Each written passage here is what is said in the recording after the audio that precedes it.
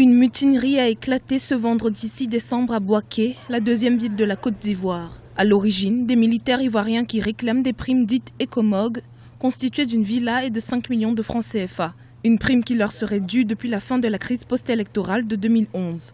Actuellement, les militaires contrôlent les corridors nord et sud ainsi que tous les accès à la ville de Bouaké, située à 360 km d'Abidjan, la capitale ivoirienne. Des anciens combattants qui sont entrés, qui ont été intégrés dans les rangs des forces républicaines. Donc c'est des militaires de l'armée, on peut le dire, qui expriment un mouvement d'humeur pour que des arriérés de primes soient réglés et que les questions d'avancement soient prises en compte. Un phénomène qui n'est pas nouveau pour la Côte d'Ivoire. En effet, en novembre 2014, une mutinerie de soldats qui réclamaient de meilleures conditions et l'avancement de plusieurs milliers d'entre eux, conformément aux accords de Ouagadougou de 2007, avait secoué le pays. Selon les dernières informations, des soldats à Daloa et Korogo se sont joints à la mutinerie qui a débuté à Bouaké ce vendredi matin.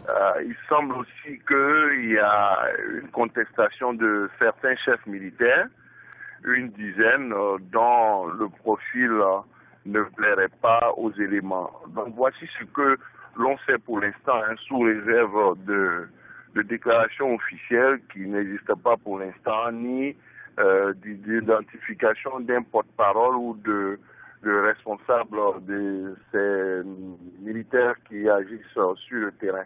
Durement marquée par 10 années de crise politico-militaire, l'activité de l'ex-capitale de la rébellion des forces nouvelles entre 2002 et 2011 commençait peu à peu à reprendre. Ce nouveau soulèvement pourra à nouveau fragiliser la deuxième ville du pays.